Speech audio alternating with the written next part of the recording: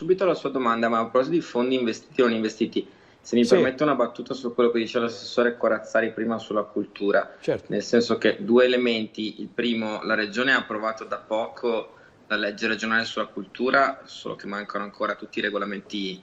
attuativi che la renderebbero applicabile, quindi al di là di tutto, su quel fronte lì siamo indietro, anche perché, anche, voglio dire, riferendoci soltanto al tempo del coronavirus,